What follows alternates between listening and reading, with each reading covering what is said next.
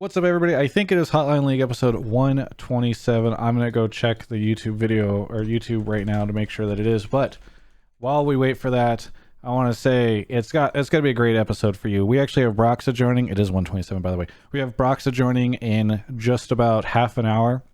But first, we're going to be talking about production stuff while Mark looks really awkward.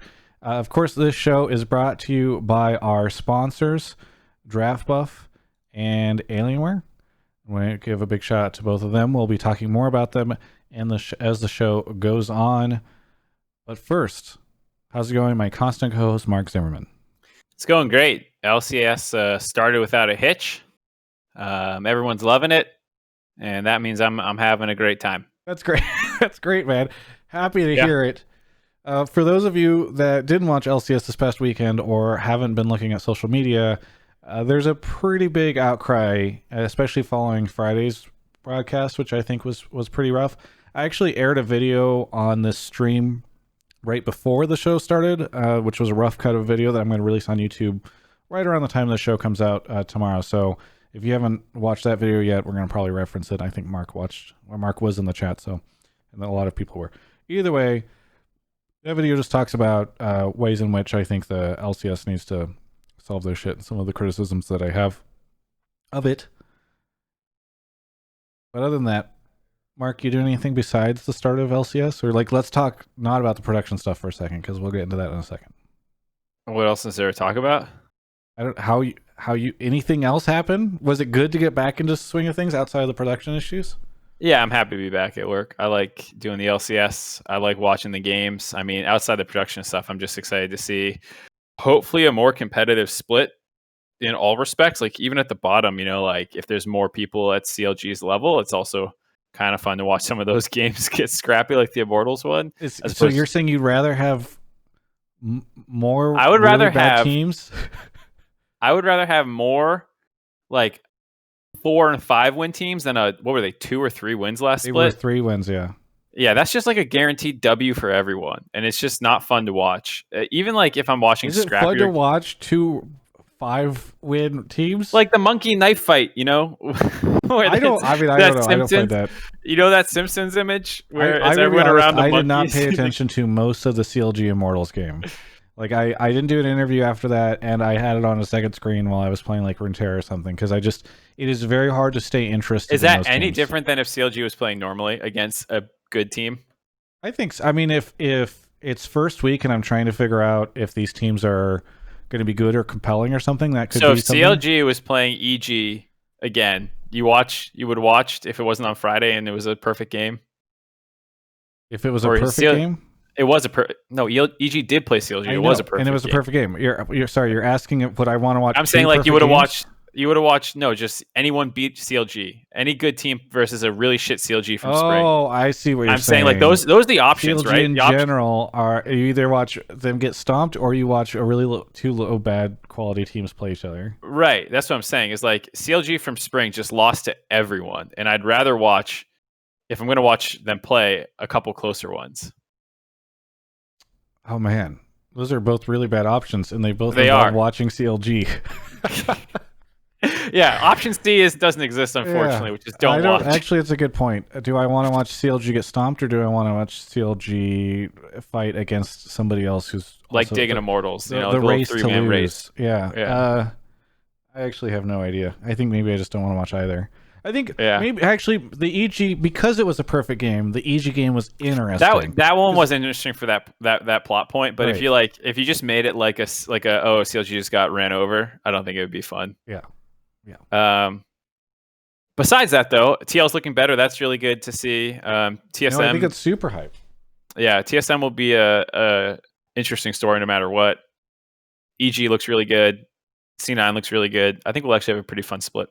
Yeah. No, I mean, what's very funny is last week I got shit on Reddit for like having a headline asking, I think it was a C9 player about TSM and Team Liquid and who was going to be stronger, and they said they thought TL was going to be stronger. In my mind, I'm like, that is the most interesting storyline in the league, and I get double lift or whatever, but like, Is there a more interesting storyline right now between the rivalry between TSM and TL?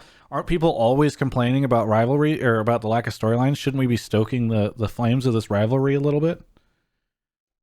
I mean, it's hard to say. It's like one of those things where it's like not much of a rivalry the way people used to talk about TSM to CLG. It's kind of starting to veer that way a little bit. TSM hasn't, they had their spring run that was good, but 2018 was nothing. 2019 spring was fine. No, I think this is a new rivalry. You just had Double Lift switch over to TSM. I think it starts now. Right. Okay. Especially because there's all this trash talk, and like TL put out the video of them laughing at what Double Lift was saying and all that stuff. And like TL was a 9th place team. You would expect them to be not good, right? And they've replaced their star player with a rookie. And the fact that they beat TSM, who made these big changes, I think that's like, this is, maybe people are just, they have like TSM fatigue or Double Lift fatigue, and I get that. It's strange to me to see so many people revolt against like anybody trying to say, hey, this is an interesting storyline for summer. And probably, by the way, I would bet only one of these two teams makes it to Worlds. So I feel like that's a fascinating thing. Mark, are you paying attention, or are you just staring at? Yeah, no, I was listening to you. I'm looking at Discord too. I know what you're saying about TSM developing, yada yada yada. Yeah. Sorry, that awkward silence. Either way, we'll have Broxah on, so we can talk about that soon too. Trying to think if there's anything else. I guess let's talk about the production stuff a little bit, because we're gonna start getting calls on that, and Broxah's joining in about 25 minutes, but. Yeah, we'll probably have time for 2 calls. I have 2 people. Yeah, it's fine. Do you have any caveats or anything you need to say before we get into this? Yeah, I may as well just say them now. I think, like, one, obviously, I work on this product I shouldn't say very closely, actually, pretty closely. And so, like, I'm not going to be able to flame people and decisions made and stuff directly. That's obviously just not something I'm going to do on a professional level. That said, I don't think anyone at Riot working on the LCS looked at that weekend and were like, nailed it. I think everyone is aware that was not great. And I think a lot of people are upset, and I know people are wanting to change things and improve them. So I guess those are the 2 things. 1, I probably can't say too much. 2, like, everyone's listening and reading Reddit, and like there's internal messages, and like, people are reacting to it inside too, which is hopefully a good thing. I was on Reddit a little bit today. I was posting one of the threads, and I said, like, the takeaway I hope the LCS gets from this is the same takeaway that the LEC got in 2016, where people were flaming the shit out of the LEC broadcast. I guess it's called EU LCS broadcast. Yeah, but it was before the LEC rebrand. It was getting flamed, and then they kind of took that and. I'm not saying all the flame was productive or justified or anything, but like it felt like part of the impetus for the massive changes that you saw. And hopefully this kind of public outcry here at least starts being like, hey, Riot, we need to do more to get our fans engaged and keep them interested in North America. So I'm hoping there's a positive to take out of it too. Yeah. I think like I didn't put this in the video that I released by the time this is out, or the one that I aired on stream, but I think really in the state of the league address that he did to a bunch of media, or gave to a bunch of media a week ago or so, said that the North American team doesn't really tend to think about things in terms of LCS versus LEC. And maybe it's fine to not think about it as a competition, but I definitely hope that people start looking and saying like, okay, what of the LEC broadcast could we learn from? Because if the LCS right now does not think, okay, they're running a better show over there, even if it's a different show, then I think, that's just a level of hubris that it would be really disappointing to me. Yeah. So, yeah, I think that's a good point. Is like, I don't think we have to be LEC with cringe humor. And like I said, I'm an advocate of the term cringe, unlike Travis. I don't think we have to be the exact same, but yeah, they do a lot of really good stuff over there. I didn't address this in my video, but I'm seeing it a lot in the Twitch chat right now, by the way. People seem to be flaming La Tigress a lot. A couple different things here. I actually think that I put a lot of the fault for people being frustrated with Latigris on the whatever producers or directors who decided to have Latigris on a Friday night show where things are super experimental. Actually, I had this in the video and I ended up cutting it out, but like they went in a really different direction on Friday, very clearly. And part of that, and they've said it's intentional, they want Fridays to feel more fun and wild or zany. I think Latigris is really green when it comes to the LCS broadcast, really new, compared to Dash, who's been around forever. And so, in my opinion, they should have put Dash on that Friday night broadcast. And I think people would be complaining way less about Latigris if she had a more stable, solid show to go into on like Saturday or Sunday. Like Dash is way more used to adapting and laughing things off or whatever. Also, I think what's very ironic, sorry, the last thing I'll say is people are flaming her interviews. Guess what, everybody? LCS interviews are shit. Go watch Pacer Time interviews, go watch Riv interviews, go watch Latigris interviews. Like, I if you guys have an issue with interviews, it is because they have a very limited time to do these things in. I just don't think that people are going to ever create like beautiful works of art. I saw people describing or comparing those interviews earlier to in the Twitch chat to interviews that people do where they have like 10 or 20 minutes and YouTube, and it's not fresh after a game or whatever. Like, it's just not apt comparisons. I was going to say some of the Friday stuff too, just for context, like we had pretty insane audio delay on our Friday broadcast. So like that level of camaraderie, which needs to build up over time anyways, especially when you're on like this jank delay, is just like we were quarter second delayed from like interacting with each other. Like it's pretty impossible to banter and like, hey, let's have fun when you're, a quarter second behind everyone. And so like there were a lot of problems with the Friday broadcast, even beyond, like there's a lot of different areas to break this out into as well, which I think is important to note. Like there is technical, which is like what I'm talking about. Like, oh, I'm on a quarter second delay when Kobe makes a joke. Can I get in there or something? That's a problem. You can talk about creative direction if you think the choices are right. You can talk about graphics and design and like those kind of more like those kind of more angles, as well as like the actual content. I agree with you, Mark. There are so many issues with the LCS. You could list all sorts of them in different categories. 100%. I'm just saying it's important to break out like what we're talking about, because like the technical stuff is like, okay, we're remote. LEC went back to not remote. In some ways, I don't even care about, like, I understand those are big problems and I think they'll get fixed because there's a lot of people and stuff working on it who are really smart.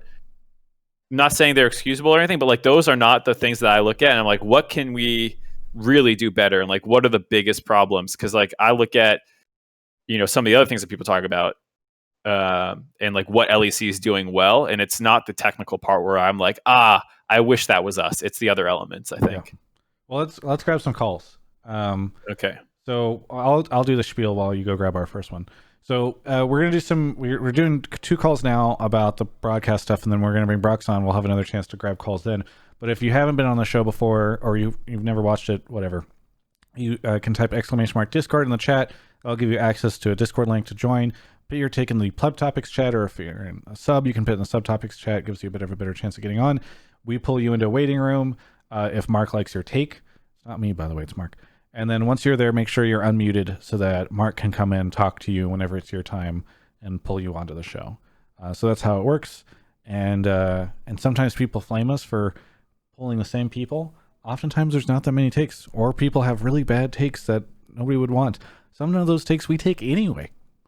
So that's how that goes. Habs 2099 is here. Habs, where are you calling from? London, Ontario, Canada. Ontario, Canada. Have you called in before? No, I haven't. Okay, we've had several Ontario people before, so what do you want to talk about on the show tonight? Yeah, my take was the party aspect of Friday Night League is just awful and makes no sense. Okay, so go ahead and expound upon that. Yeah, I just it doesn't really make any sense to me about the party aspect of the Friday Night League. Like if I wanted a party, I'd rather just go to the bars or have a party myself. When I'm in a party mood, I'm not thinking, yeah, let me just have a bunch of people over and watch LCS, especially for like random games like I don't know, CLG versus Immortals. Like, is that a party game? If this is like finals that wasn't or on something. Friday. Your thing is CLG EG maybe. No, I'm just saying for any Friday, right? Like, if I'm in a party mood, is that the kind of game I want to watch?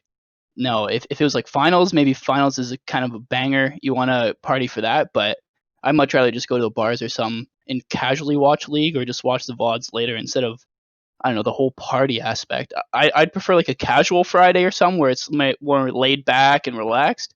But I don't know. I just don't get into the party mood Do for you? these games. I know you're to be using the honest. word party a lot. Yeah. Well, you're quoting, So and he's quoting. I think did you get that from my interview with Greeley? Yeah. Yeah, he said he wanted Fridays to feel like a party. But I think Monday Night League, Friday Night League, both of them are supposed to feel more fun and loose compared to like the sportsy broadcast on Saturday, Sunday. did you see Fion's tweet about like what he would want? Habs. Yeah, I thought I saw something about that. I think I know who you're talking about. Yeah. Because party can mean a lot of different things depending on what like a party is to you. Like to me, listening to you, your set version of party sounds like a college kid version of a party, which is like drinking, a bit of a rager, getting messed up, that kind of stuff. Am I off? I mean that's one of. I mean I like there's different kind of parties, right? I just don't view LCS as any kind of party. I'd rather just maybe if I'm watching with someone, just chill with someone, watch some games or whatever. But I don't really get into a hype mood to Yeah. watch these random games. Yeah, I don't think anyone when I hope when people pitched party as an idea that no one was thinking like EDM concert, no one was thinking like rager kegger kind of thing. No one was thinking like I hope that's not what people were thinking. I'm not sure. I don't know. Isn't that what the sushi stuff was kind of trying to produce? I don't know. Sushi Dragon's hard to quantify. Is that an EDM concert? like this. I don't know. I don't know. The Sushi Dragon seemed like a get hype type thing. I mean, I didn't mind the Sushi Dragon, but a lot of people didn't, right? And, yeah, I think so. On the topic of Sushi Dragon, I discovered Sushi Dragon. No, no.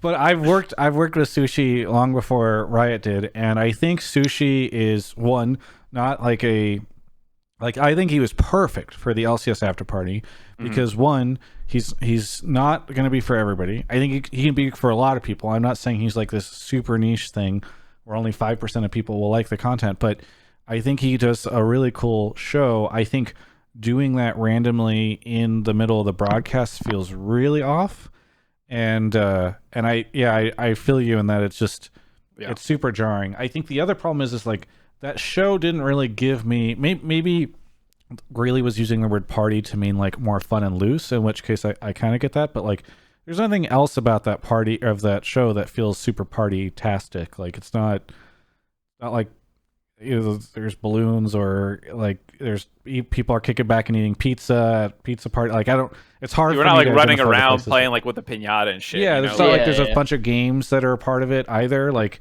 the countdown feels even more of a party than the Friday Night League thing does, in my opinion. So I think maybe that's a poor way of describing it.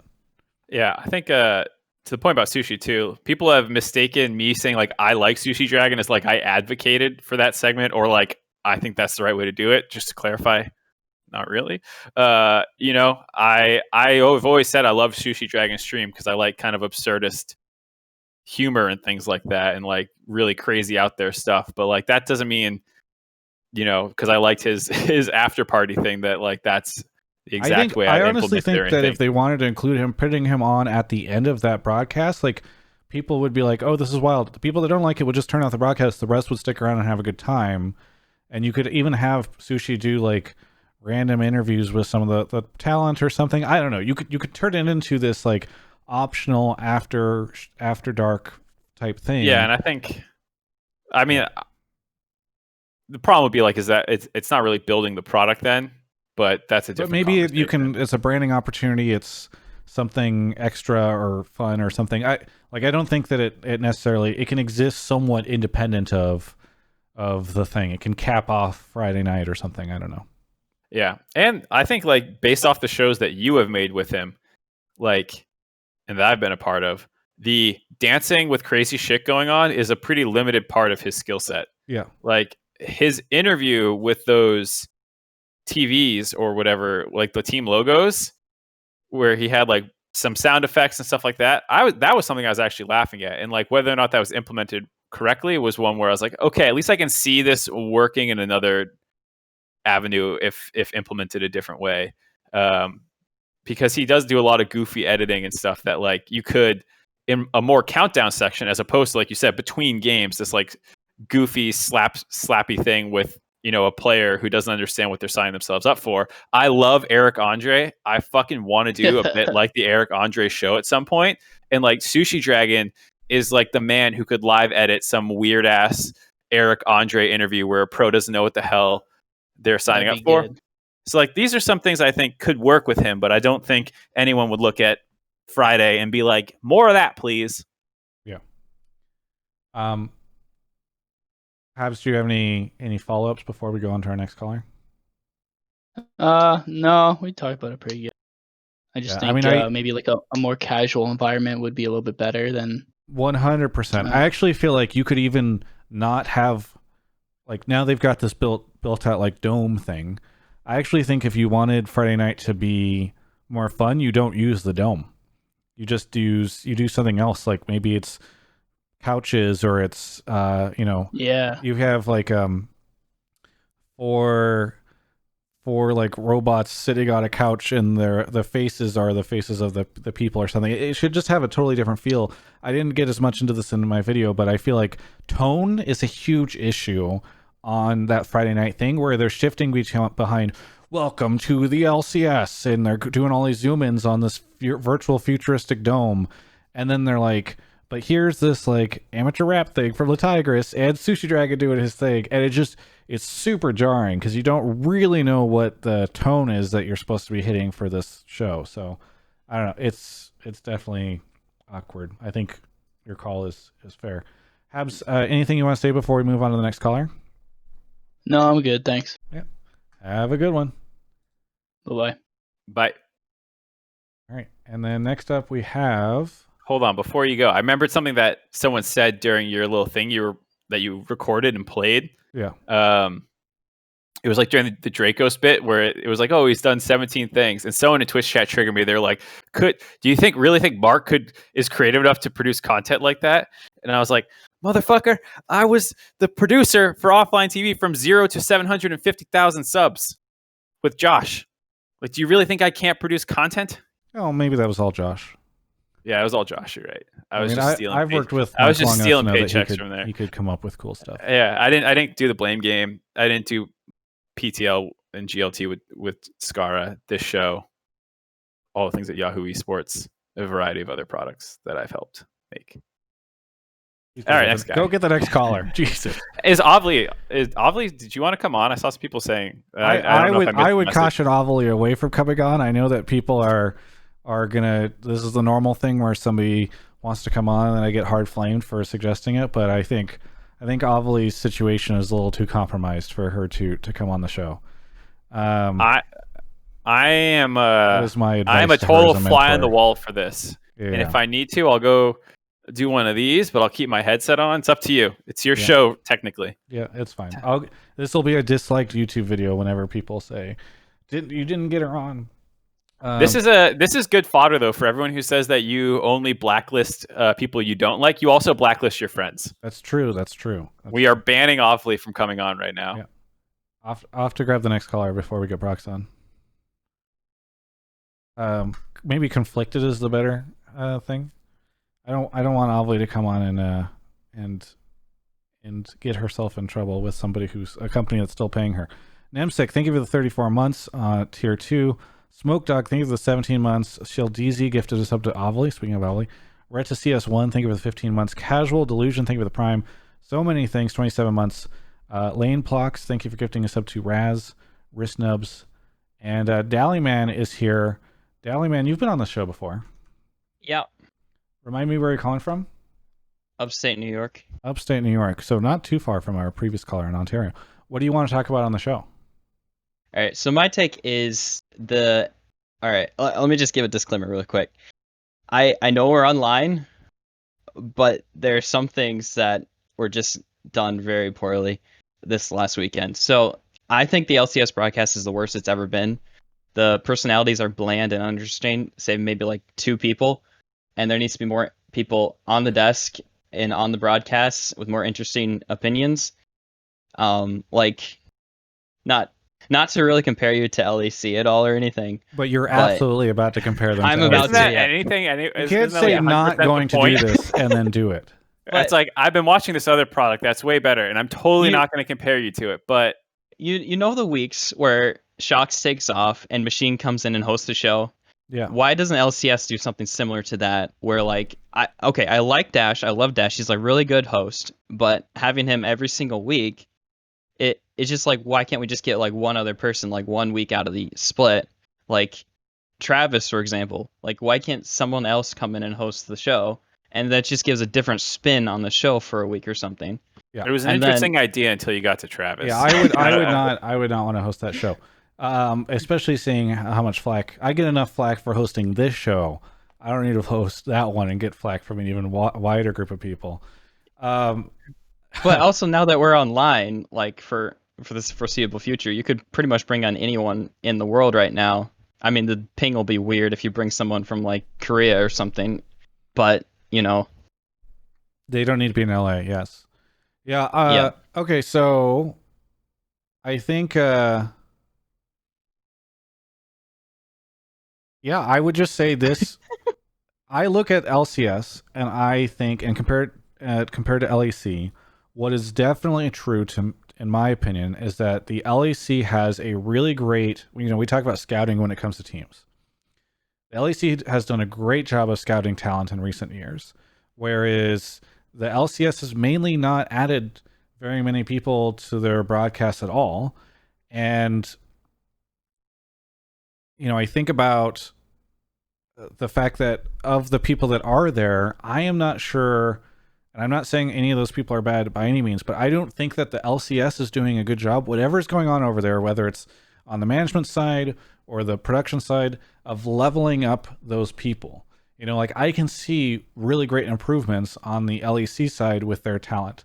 I don't know if that's because the talent over there does a good job of helping each other, or if it's Quickshot, who's in a management position, helping to level up those folks or whatever. But like, I remember being pretty uninterested in a lot of those guys for a while, and I feel like they've done a really good job of getting them. And then I think to your point, like, it's not just scouting in terms of, hey, let's hire this new person permanently. I think they had Papa Smithy on, right? I'm not crazy. I think they had Papa Smithy on for a week. And yeah, and Machine. If he was recently, I don't remember him being on. I think it was last year. It was in summer. Okay, I was gonna say that was gonna be another one of my points. Is Papa Smithy's been in NA for like 2 years now, and he hasn't been on the desk like at all. Has it been 2 years? No, it's been like 6 months. Yeah, he joined in. Was it? He joined in like was it spring? Fall. Wow, no. It feels like a long time ago. I remember at Worlds I was interviewing him about coming over, so it's definitely not been. Yeah, it's been. Yeah. And now also Raz is in LA too, right? Yes.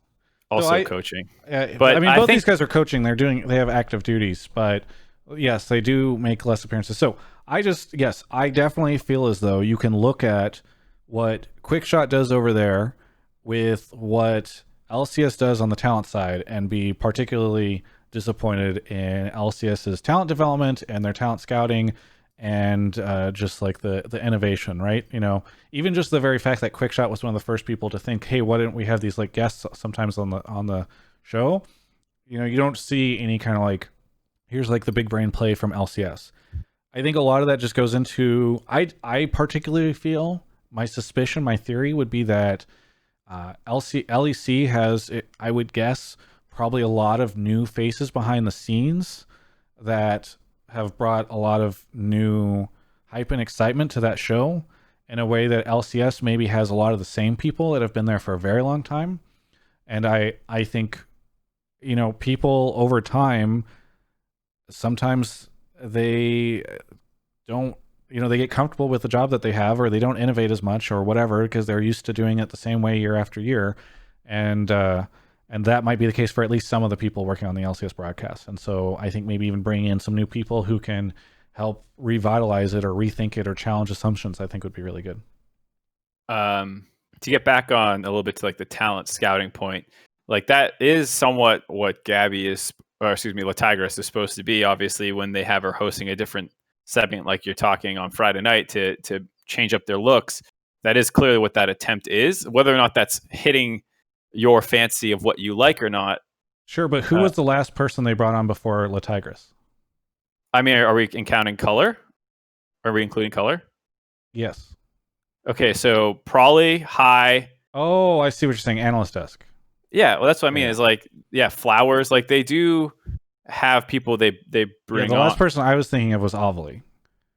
Yeah, no, I mean, like a lot of people LEC brings on are like, I mean, Medic, and then there's like one-offs, right? What was Lore are the two most recent ones, I think. Yeah.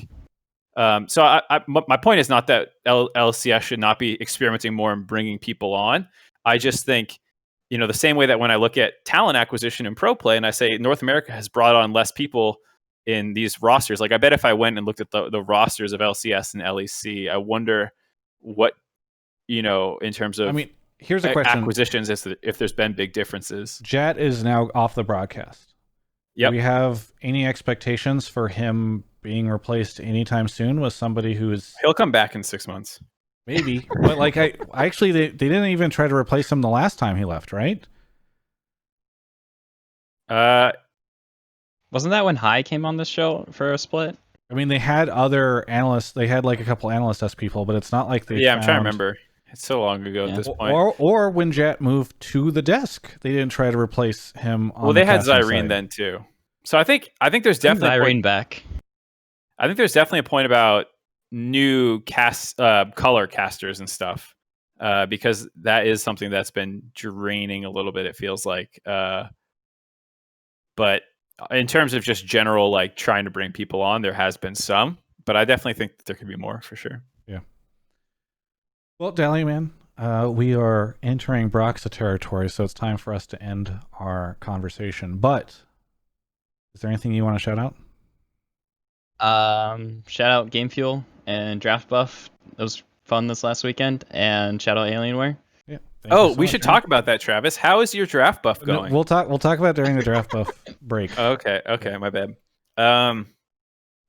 Final thing that I meant to mention this at the beginning, but I totally forgot to.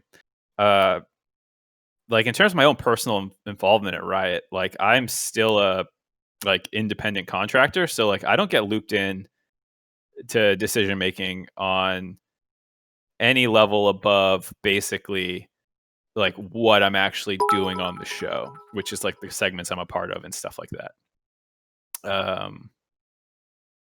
I meant to say at the beginning for context for all the conversation, but I forgot to, so I'm just saying it now. Well, let's take a quick break before we get Broxah on. While we get Broxah on, maybe I'm going to send him a message and just say, in a channel. All right, whatever. I'm going to message him. And talk about Alienware, by the way. Shout out to Alienware. I actually don't think... I think we might have a poll ready to go. Do we not? Let me try this. It looks like we don't. Oh, God, this base plate's heavy. What are you doing? Nothing. Don't worry about it. Keep doing your thing. Ignore me. Well, either way, shout out to Alienware for sponsoring so much of what we do. They actually... I have a 34... What do you... I feel really... I'm trying to show the Alienware laptop I have off, but it's hard because I don't have a mirror. Look, there it is. I think you're just showing Discord. Well, it's supposed to be the laptop. I'm trying to angle it off the reflection of my phone. Is this a good Alienware plug? Do you think you want to clip this and send it? No, they are in the chat though right now. I see one of them. Actually, this is a great laptop. It's really lightweight. It's mobile. I absolutely love it. Marcy is in the chat right now, and actually, we have a 34-inch monitor that just showed up that Kobe won in the TFT tournament that I did during the break. That Alienware sent him. He has to figure out how to get all that set up on his desk. But there's even more Alienware stuff entering this home. Not even for me. But I want to shout out Alienware. They do so much, and I really appreciate them, especially during this time where, like, to be frank, originally our deal involved a lot more events and in-person things. And that is something that has been perhaps a little complicated during this time.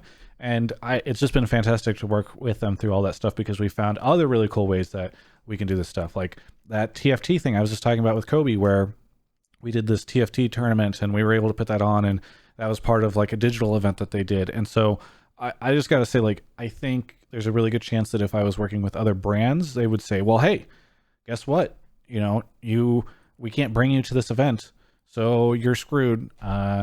Deal canceled or something like that. And it's been really cool to work with them. They understand that it's important for me to be able to figure out ways to do this stuff. So I really want to shout out Alienware. You can go check out alienware.com/Travis and use Travis10 off Q2.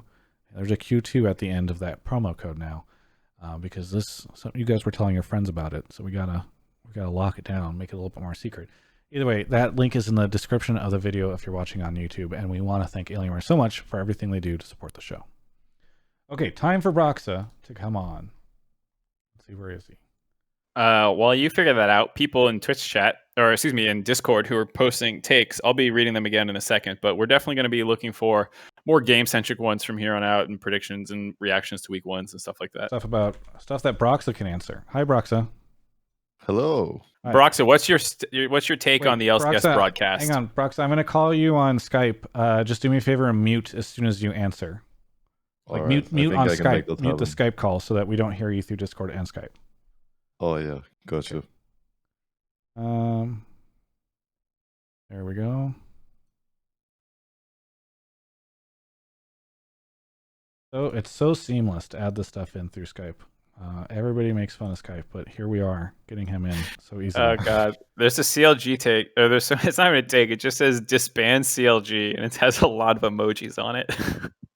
That's a great take. You should pull that. It's not a take. It's like a statement. You know, a take can be a statement. All right, are we good? Yes, we're good, and everybody can hear you. Okay, Broxah, Perfect. do you have any opinions on the broadcast? I don't even know if you watch it.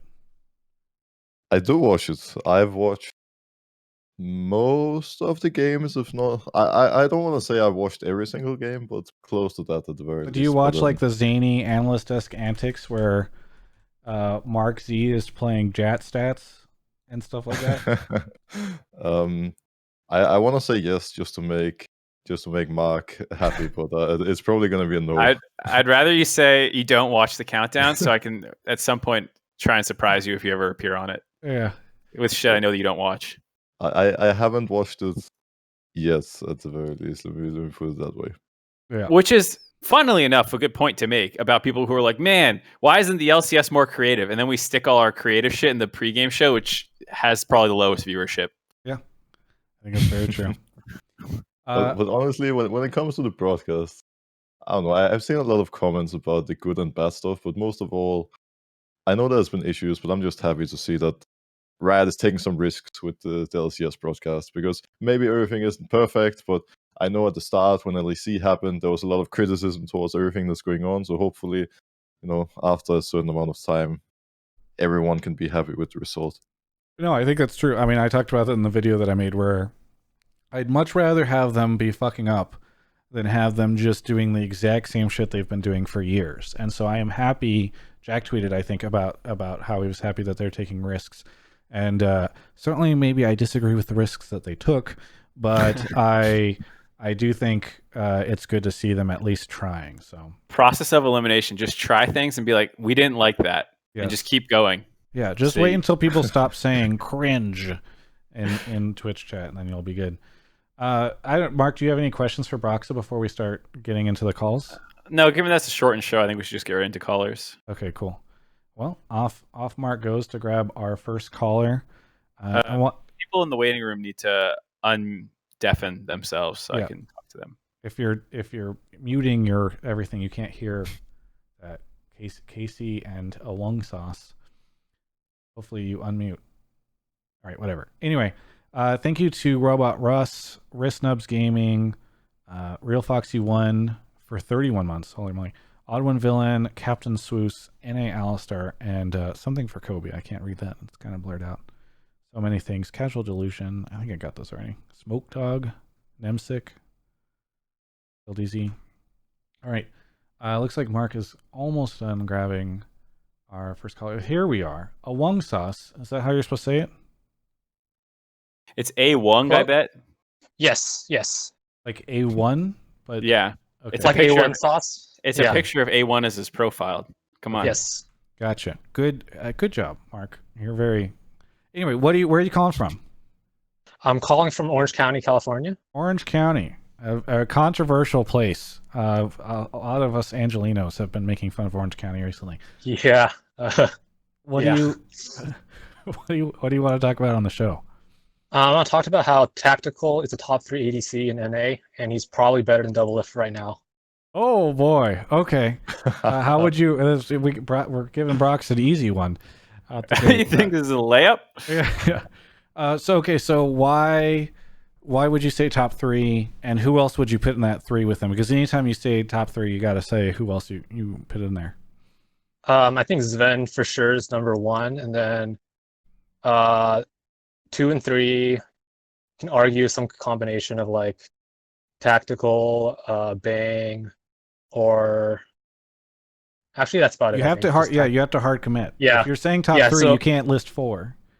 Yeah, so I think Tactical and Bang are some order in 2 and 3. Okay. Mark?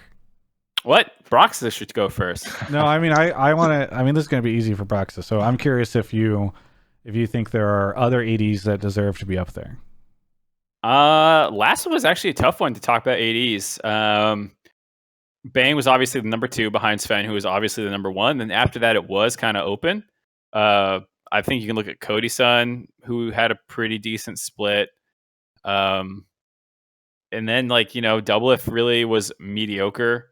Last split, it felt like I didn't think Turtle was fine on FlyQuest, but definitely not like the main focal point by any stretch. So it kind of was hard to find a third. So I think Tactical can easily slot in there if no one else picks it up. So I don't think it's that crazy if it takes. Based off this weekend, would you say you thought Tactical was? Yeah. Yeah, for sure. Tactical was nuts this weekend. In the game versus TSM, he had 50% of his team's damage, 50%, 4%. Like, he played Aphelios twice, I think. All right, Broxah. Here's the moment to surprise everyone by saying, Tactical, kind of whatever. Oh, you're just expecting a really boring response. I mean, I guess we'll see if I surprise you or not. Okay. So, to be fair, I think when it comes to the top 3, to me, the top 3 AD carry, the top 3 AD carries in NA has to be Sven, Doublelift, and Tactical without a doubt. Obviously, Tactical hasn't played so many games in the LCS yet, and he still has a lot to prove. I believe he has played how many games? Maybe 5 in total now, including the games from last split.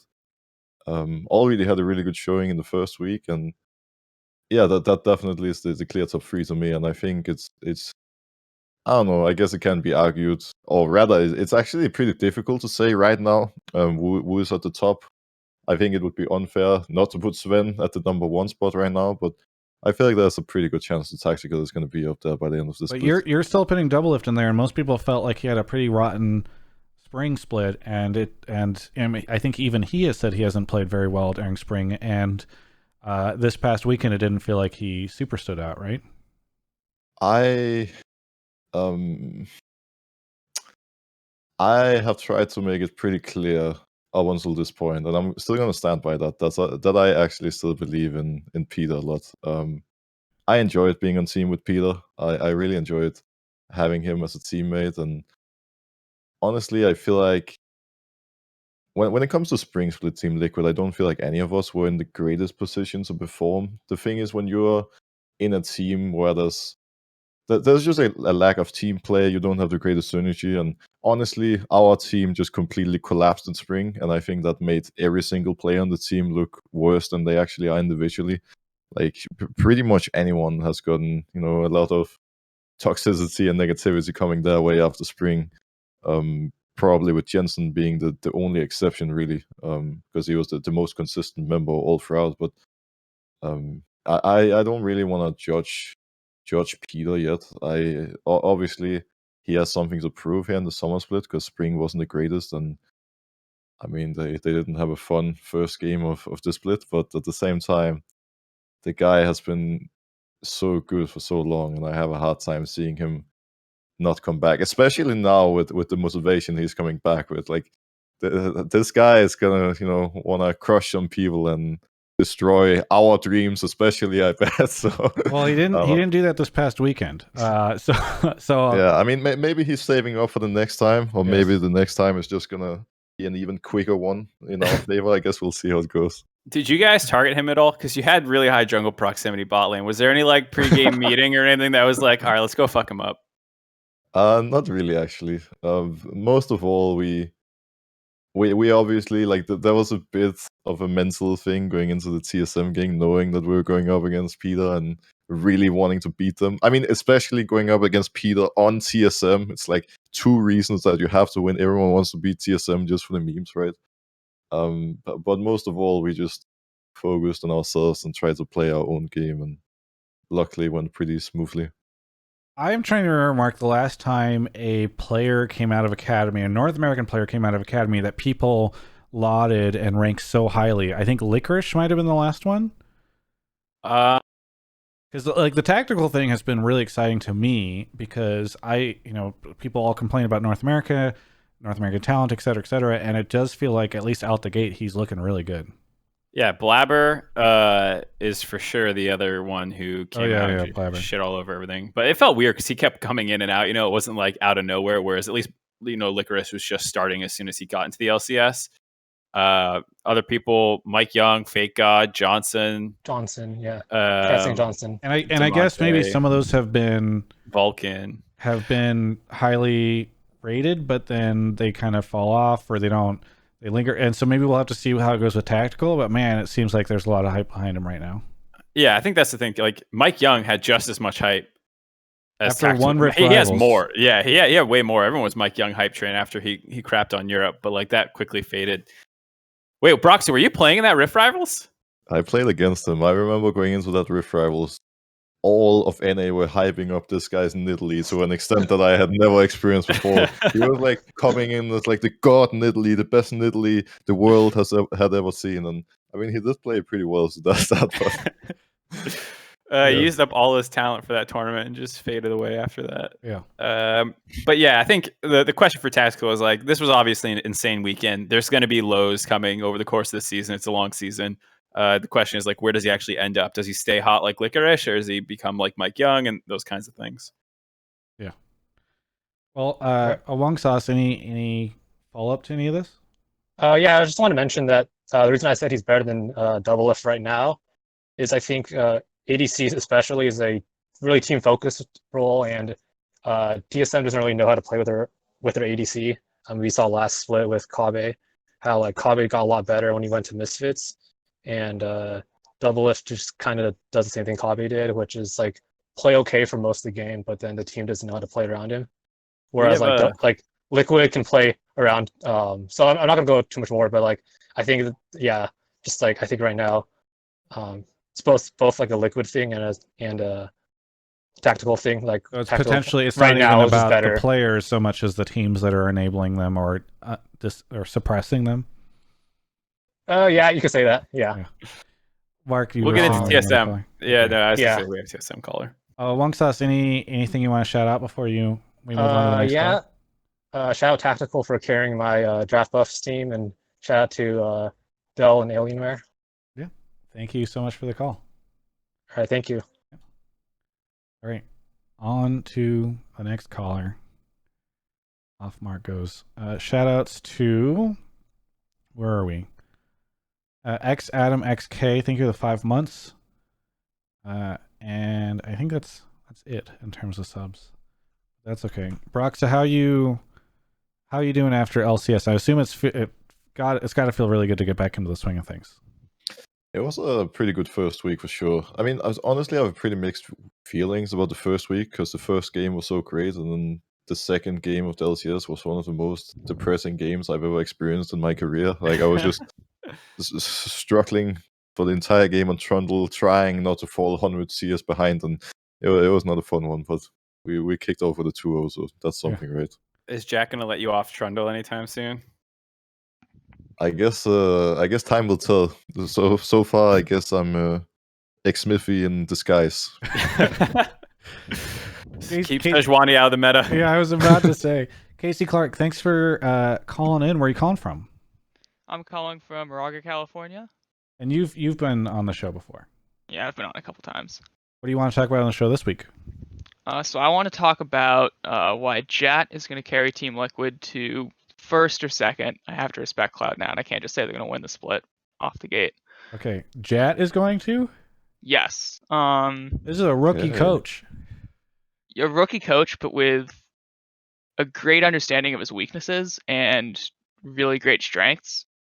Basically, like everything that I've seen so far, and I'm assuming Broxah can confirm this as well, is that he's been really humble coming in, and he understands that he is a rookie coach, but that the two things he's really great at are leadership that he's done a bunch of times within Riot, so that's a strength, as well as facilitating communication.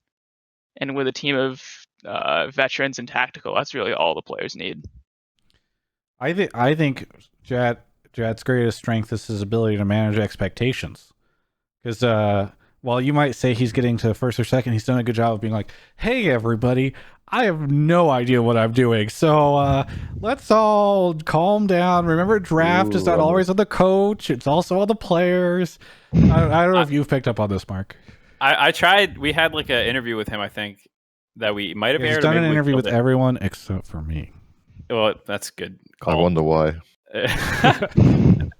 I asked. I think I sent it to the producer to ask, like, what's the expectations for this team? Like, is it a world's expectation for this roster? And I think we got like, PR answer back. We had a segment we were doing on the countdown last year called Mr. Dignitas, where we pretended he was like the PR person for Dignitas, and apparently that worked well because now he just nothing but gives PR answers. Okay, yeah. I mean, it makes sense.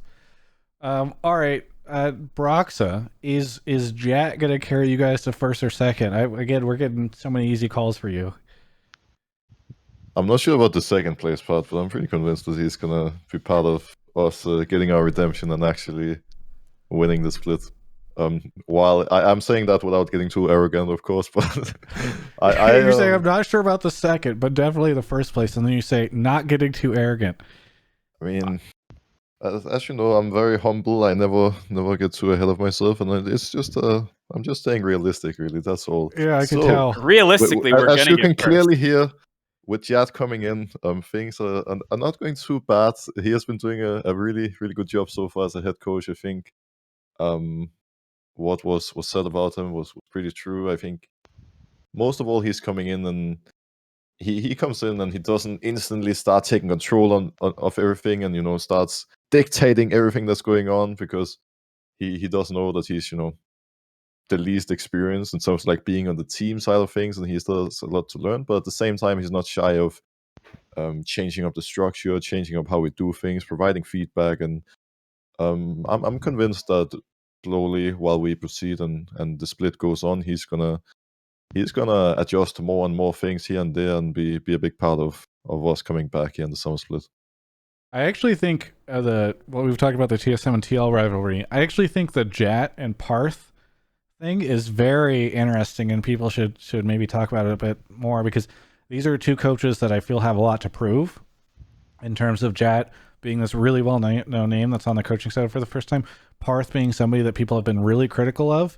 And I have an interview that I did with Doublelift that'll come out later this week, where he was saying, his expectation for Parth is that he levels up his drafting knowledge over time and can come in with like really strong concepts around the drafting side of things, which was somewhat surprising to hear from Peter, given that I feel like in the past he said that coaches should be more facilitators. But I don't know. I think these are two very interesting figures with a lot of eyes on them on the coaching side. Yeah, I would love at the end to also just get like a retro on like what ended up happening with Jat. Like, what did he change? Because I feel like that's the problem with coaches and coaching in general, is people are so secretive about what they're doing that you never actually get to hear from anyone involved what they're doing. And it's like, oh yeah, changing up some systems, changing up some philosophies, and you're like, what does that mean? Like, was the scrim blocks like, we had, like when I used to coach, it was like, okay, post game, I try and hit the top 3 things I thought were the most important things, so we don't get bogged down in these like hour-long things that TSM would do when Loco was coaching, and like having these like, I'm always so curious what the specifics are. Like, what does a post game, what does a Jat-led post game look like, or is he not even the one leading post game? Like, these are always the things I'm hoping to hear. But I understand in the middle of the season that no one wants to talk about that. But I mean, you say this about coaches, but honestly, I feel like this is just a general thing that no one really knows what's going on inside the team. Like when I look at TSM, I have no idea how the entire system works. I only see the players playing on stage as well as in scrims, but it's just like no one knows who's actually carrying this team, whether it's a coach or a player. We don't know anything, right? And that's a general thing. But you have more visibility into what a player is doing for a team than a coach. At the very least, a player goes out. I know and plays. what each player is doing on my team. I know what each player did on Fnatic last year, but I don't know what each player is providing to TSM. Looking from the outside, I can have an idea of which player is the most important to TSM. Looking at G2, I can have an idea of which player is carrying G2. But you can never really know for sure because you only see like a little small bit of the big picture and what's happening throughout the week, what's happening in terms of communication and the process all leading up to the stage games, right? But to Mark's point, if Impact retired tomorrow and Steve came to you and said, you can pick any of the other 9 top laners in the LCS and I will write the biggest check and get them, you would be able to, I think, have a better understanding of which player you feel like would contribute best to your team than perhaps a coach, right? If they said, I want you to get any coach. Don't get me wrong. It definitely isn't the easiest task to provide or like to judge coaches, but I just want to make it clear that for players is kind of a similar thing, right? Because you only see the stage performance and that's really it, and there's so much more insights. But I mean, Svenskar in 2016 spring TSM looked like a trash can because he was, playing really aggressively and the team was totally on different pages. And then 2016 summer, he's like the best jungler in the league. And honestly, his play style didn't change at all. It's like the rest of the team leveled up around him. But if you ask fan perception, one split to the next, it's like, whoa, he got way better. Yeah, and there are really some, like honestly, when it comes to it, there are some coaches that can really help up level their players, whether it comes from drafts, whether it comes to structure, helping players with like their routines in terms of like being healthy, going to the gym, like all of these basic things that basically a lot of pro players don't really do, but that some coaches actually force upon players in order to level up their teams. It could be in terms of change of play style, individual coaching, all these sorts of things, right? And I have both. Like I've worked with a lot of coaches by now, and I've seen the good kind of losing focus a little bit. Come on, Snake. He just going. I've both seen the good and the bad sides of it, and so far, go back to the chat point. He's definitely working towards the very good side. Yeah. Can we ask? No names. What's the most tilting thing a coach has done where you've just like facepalm because of it? Forced me to play a style that I thought would heavily decrease our chances of winning. What a safe answer. I was hoping you'd say something like, we were all told to eat peppers one night because it would make us all work together better or something like that. I mean, I don't really know. Honestly, I haven't had any like super harsh coaches in that regard. I've had coaches in the past that would try to force all players to go to the gym and these type of things, but usually it wouldn't really impact me too much because I would go already. But I don't know. Generally, I thought that was a pretty good one. Someone made you play something that you thought was just crap. Yeah. I mean, it could be like my coach thinking that it's a great idea to blind pick Trundle and give close and middle. Like, okay, I'm just joking, right? But there can be a lot of examples, right? Some when it comes to the game itself, some when it comes to out of game stuff. Hey, Casey, you were gonna say something? Yeah, that's a good point, right? Because talking about being forced, right, Broxah? Because if you felt that you needed to in a stage game, and you said, let's say Jat wanted you to pick Sejuani, and you said, I need Elise this game, like he would give that to you, right? If you really like fought for it. That again depends on the coach. In this case, usually when it comes to draft, it's like it's not only Jat. It's like a draft is being done. It's like kind of a combination of players, Jat, Kane. Kane's still there as a strategic coach, and really helps out a lot with the in-game stuff and drafts as well. We have Dodo and Chris as assistant coaches. We have an analyst. Like, we actually have so many coaches and an analyst. I've never had this many people around my team before, so that's pretty interesting. But if someone asks me, hey, Broxah, can you blind pick Trundle here? And I tell them, I refuse to blind pick Trundle because we're really gonna lose if I do it. Then yes, most of the time they would allow me to pick something else, and we would try to find a middle ground. But there are also coaches that just don't care at all, and that just force you to play something regardless. Because sometimes players can have some really interesting and crazy ideas in terms of what they want to play and be really stubborn in the moment, whereas usually the coaches look at the bigger picture, and that they are the ones getting the flag if the draft falls apart and if we lose the game because of a draft, right? So it's a bit of about finding a middle ground, I would say, generally speaking. Casey, thanks so much for calling in. Anything you want to say before we move on to the next caller? Yeah. A couple times in the past, I've gotten memed on in Twitch chat for my stutter on calls, and I don't have a stutter, but I just want to point out to people that attacking people for things they don't have control over isn't fun, it isn't amusing, and it makes this show a less open place to everyone. So just keep that in mind. Thanks, Sorry Casey. for the bad note. No, I appreciate it. That's not a bad note at all. That's a good note for all the people who shit on people for coming on here. And I think it's totally fine for people to spam, hang up at like takes they don't like, and have fun and like meme each other. But there's definitely a portion of the Twitch chat audience which is just attacks people for being nervous and shit like that. And it can be awkward coming on here with 3 people. Yeah, that's the thing that drives me crazy too, is that like a ton of those people will never actually call in, and yet they're here to just like mock other people who are calling into a show with 2,000 people watching it live, and then tens of thousands of people watching it later, and then just meeting these really impressive, famous people. Casey, thanks so much for the call, and we'll catch you next time. Catch you next time. All right, moving on to the next caller, and then we'll do a break. Word flex, Travis. I'm just memeing. Let's see. Among Sauce, thank you for the Prime. Really appreciate it. Some subs in the chat. It's always nice. We got another caller coming up in just a second. Oh, Dr. Manhattan said, met the caller IRL. He's a good dude. Be nice. Oh, that's nice. Got several more callers, and we'll be taking a break very shortly. And here we go. Joey Sosa. Did I say that right? Yep, absolutely. Joey Sosa, where are you calling from? I'm calling from Tampa, Florida. Okay, you're a little. Can you get maybe closer to your mic or something? You're a little quiet. Sure, is that any better? Slightly. Just turn him up a little bit. I've turned him up to 200. Anyway, what do you want to talk about on the show?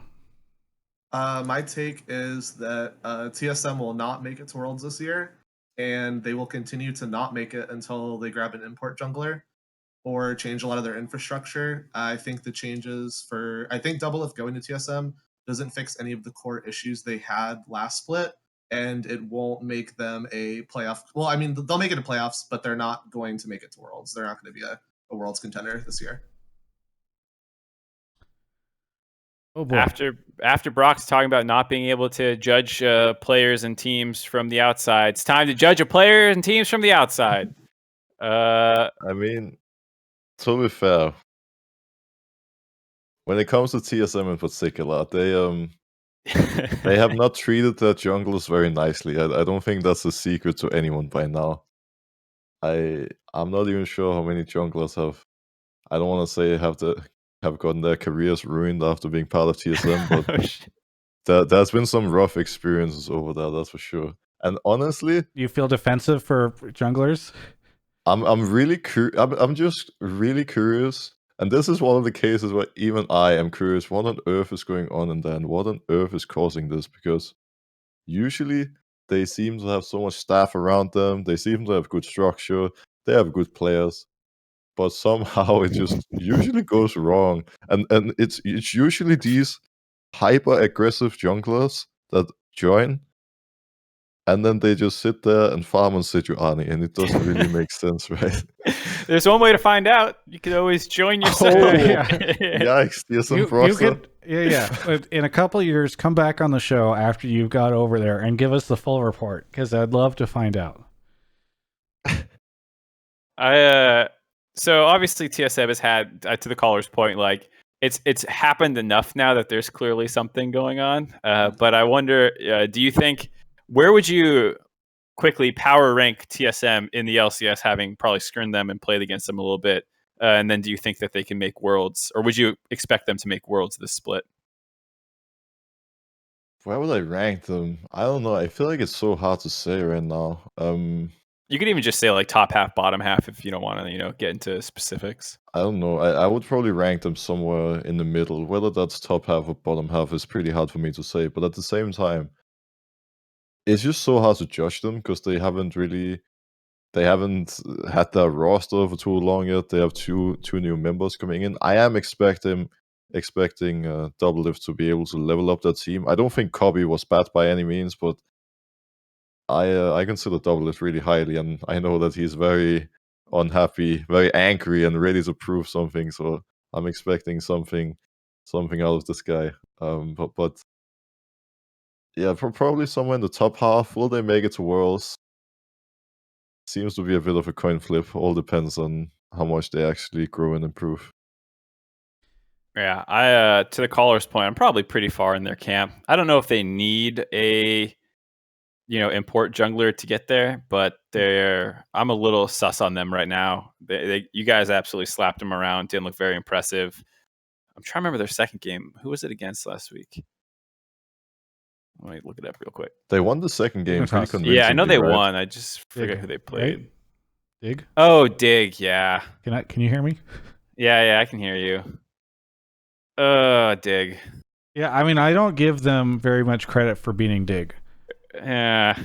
It was yeah. So I don't know. I'm still hesitant on them. I like the Smithy stuff is interesting, just about some of the rumors going around him, and if TSM would ever pick him up and stuff like that. But have you heard rumors that those conversations are taking place? I would have assumed. No, not that. I was saying the rumors about Smithy and his benching and some of that stuff, comboed with the fact that TSM hasn't picked him up.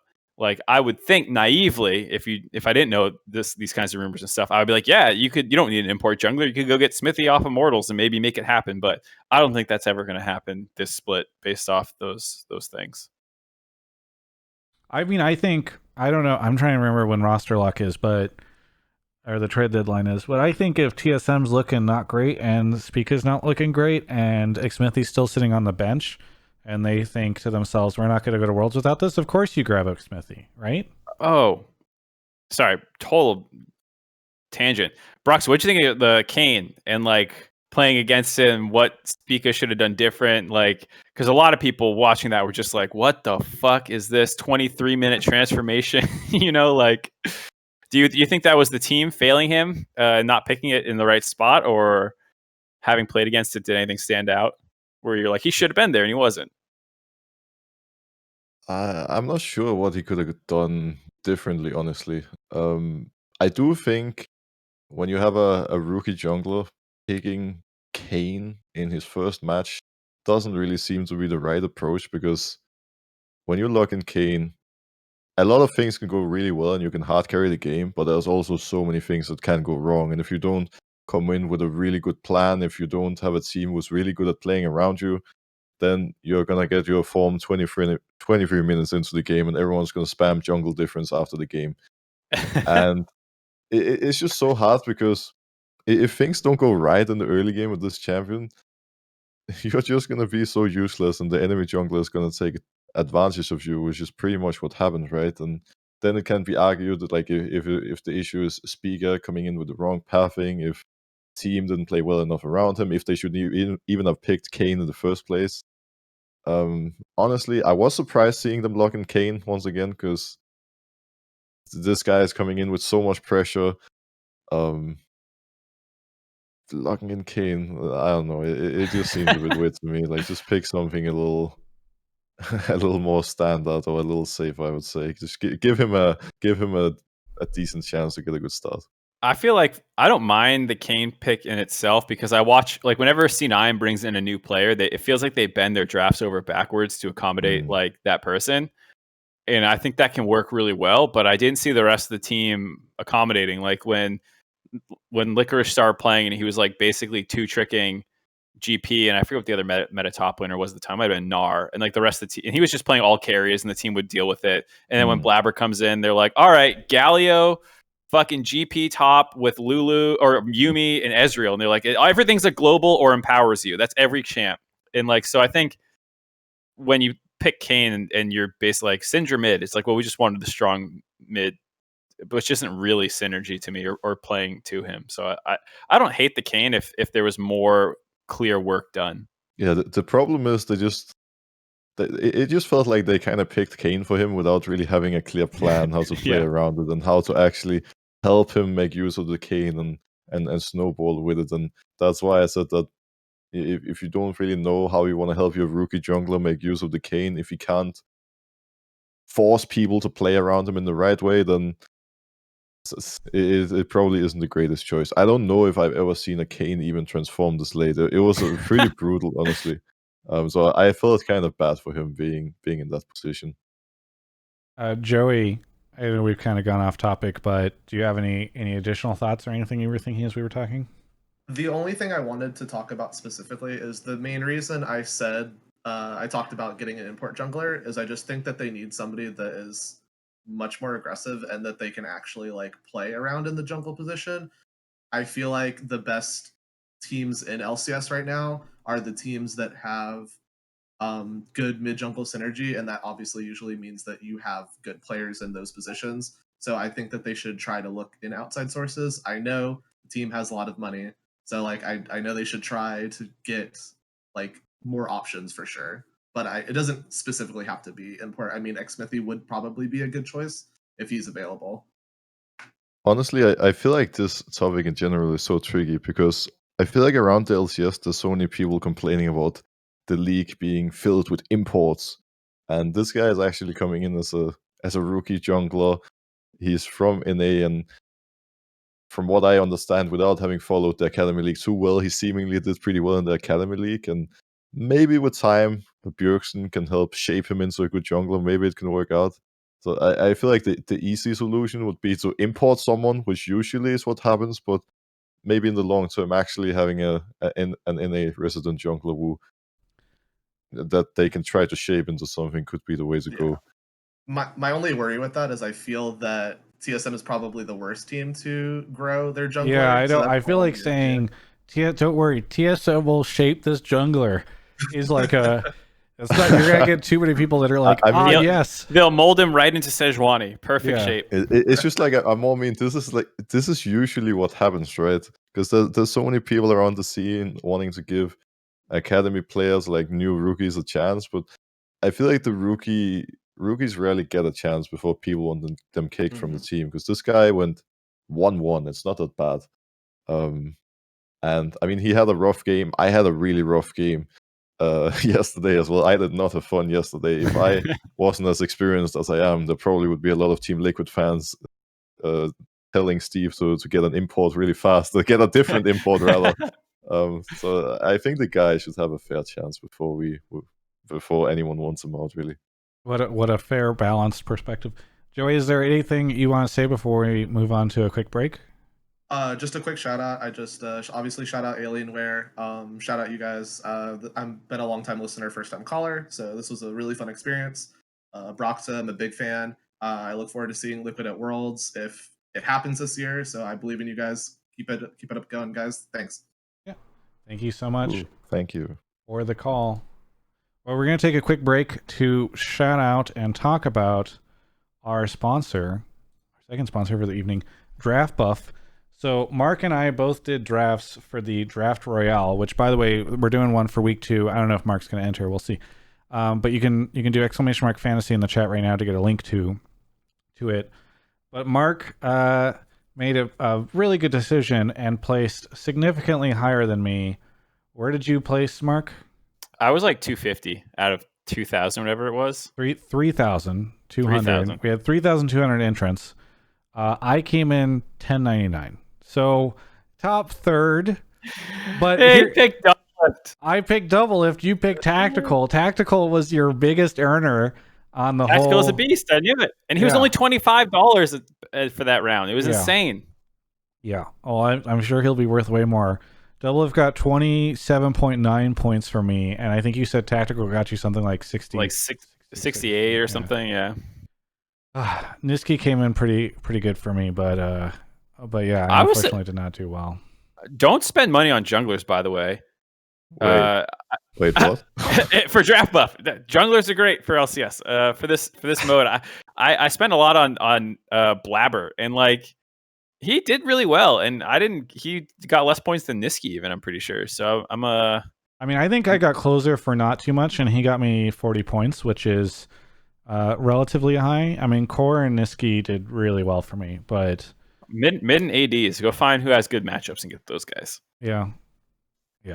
Well, either way, I'm gonna play again.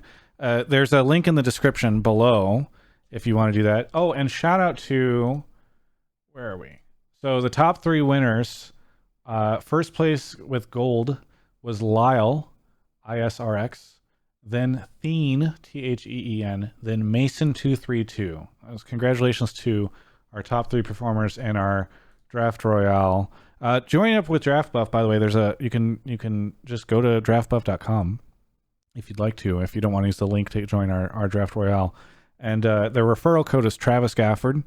That'll get you some coins so you can pick like a cool cosmetic thing in there. But the game is completely free. There's no betting. It's nothing complicated like that. It's just pure grand old fantasy. We do Draft Royales, which is what we did last week, what we're going to do this week. That's just like a one-off, one-weekend thing, so you don't have to commit to the full league or the whole season if you don't feel like it. But if you do want to go in-depth on the fantasy, they've got fantasy leagues as well. And it's not too late. You can go in there. I saw some leagues. And by the way, they do LEC leagues as well. I believe they do LCS and LEC combined if you want that option. And they now do LCK.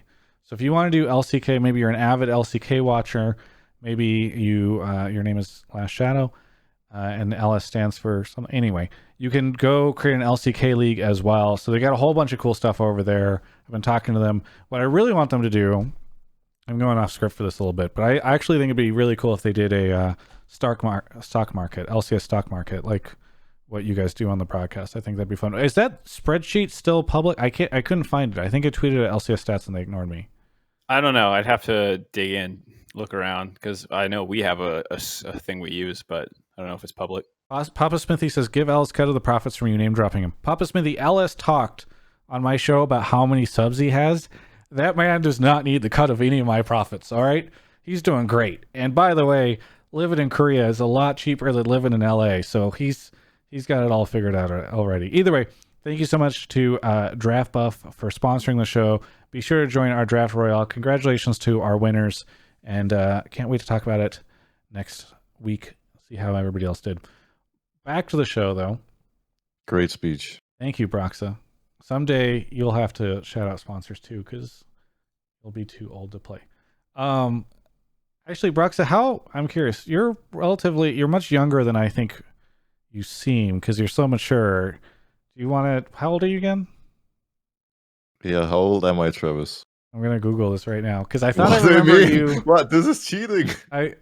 I remember. Yeah, you're 22. I think I remember interviewing you when you weren't even 21, and you definitely seemed like you could drink in the U.S., but then you couldn't, and it was very funny. I guess I'll take that as a compliment. Skips 35 is here. You're great. Skips 35 is here. Skips, where are you calling from? Kalamazoo, Michigan. Kalamazoo, Michigan. What do you want to talk about on the show?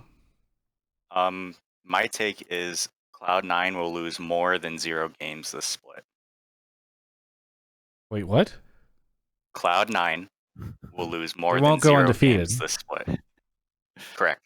Okay, that's an interesting way of phrasing it. Yeah, I mean, they didn't go undefeated. This feels like a cold take. I mean, Mark pulled me, so like it was to get on C9. All right, it was a C9 topic. Oh my god! And my follow up was going to be how many losses do you think that they will get? How many teams will beat them? Roughly 3 to 5. and those will probably be like TL, maybe one Golden Guardians, because they look kind of sporadic. So yeah. Niski's in chat. Niski, how many games are you guys gonna lose? Niski says only Broxah can beat me. So there you go. So they can only lose twice by that. All right. So how many times will Team Liquid beat C9? Yeah. If only Broxah can beat him, then how come he lost TSM last split in the regular season? Steve is in the chat. He says 2-0. He's saying TL 2-0 C9. If Steve says it, then I guess I'm on a mission. It's time. It looks like Niski's saying they'll only do two games. Either way, so I think. Oh, go ahead. I was gonna say I think C9 will actually lose more than one this split. Yeah, I think the league is way stronger. Yeah. What are these predictions? Like C9 will lose more than one game. Broxah, Broxah, I was a fan. No, I'm not. What do you want us to say, dude? They lost one game last split. Yeah, it's a very bold prediction listen, to say they're going to lose two. I've doubled their number of losses. This weekend, teams looked a lot stronger, but I actually think that if before this, a lot of people were probably saying, "Hey, will C9 not get first place? It's impossible that they would get less than first place." But this weekend, I think, changed a lot of people. So I don't know. I think it's not that crazy after this to say like, "Hey, C9, who looked basically uncontested last split, maybe now will be contested." I think it's more like the way of putting it that yes, I know. Some very bold predictions, that's for sure. I mean, they brutalized the league. I mean, in EU, I've seen some predictions, but here it's getting spicy, that's for sure. What would constitute spicy? If I said 3, would that get your blood pumping a little bit? Predicting a team to go 15-3. Is that the level of spice we have over here? I mean, after they went 17-1. What is your prediction, Broxah? What will C9 score be? I mean, I don't really care what the info is gonna be. I believe they're gonna lose 2 games. Okay. I can't control the other 16. So that your prediction is okay. I can't control the other 16. Yeah, you critique. Niski already confirmed in chat that I can beat him. Let's be clear. I can't control any of them, and I'm still making a prediction. Okay, so the excuse of you're only willing to predict around the ones you can control, I think, is not very fair. Travis isn't playing, so they must go 18-0. He's the only one who can beat Niski. I'm just saying, you can't critique everybody's predictions and then to be fair, us being like, I think they might lose more than one is not. It's just how this entire conversation started. This was so good. Like, I get that that's like a not very exciting conversation. I think it's ironic that Broxah will mock us for our predictions and then refuse to make one of his own. Between TL, FlyQuest, and EG, I can predict. We're going to win the split. There you go. That's my prediction. Okay, yeah. Nice touch. We're going to be in the final against C9. Maybe it's going to go to 5 games. Maybe it's not. Time will tell. That's my prediction. Boom. It's still not the spiciest of all, but it's a little better, no? It's better. Yeah. No, it's good. It's good. I'm saying C9 15-3, and they still win the split. Sorry. Who do they lose to in those 3 games, Mark? Between some random team, just a horrible random game, TL, EG, and FlyQuest, they'll lose 2 other ones. CLG would be the counter logic pick. They'll some Immortals dig game where they just turbo troll and gets away from them. Yeah. Okay, Skip. Turbo troll. Yeah, it's like everyone picks what they want at the end of the season game at week 8 when they've already locked first seed. Those games are usually an experience, that's for sure. Skips, do you have any other frozen takes for us now that Mark has brought you out of the freezer? Not really. Just Broxah. I really like the duos with the Void Boy over the off season. Those are really fun to watch. Well, thanks for the call. Anything you want to shout out? Twitch Prime. Thank you. Have a good one. You too. I really loved that he just owned that it was a cold take, but then immediately put the blame on you. He's like, I mean, Mark picked me. It had some emojis on it in Discord, and that's usually the all right, people want to talk about it. We'll talk about C9. All right. On to the next caller. I eat glue. Thank you for the prime. Danny Grimm with the 12 months, full year. Thank you. Retro TP, Srayo, Winborny, Najari, gifted to Broxah, Blue Oys 2, and DB Jarillis. Thank you, everyone, for the subs. We got Yishlaw here. Yishlaw, where are you calling from? Portland, Oregon. Portland, Oregon. What do you want to talk about on the show?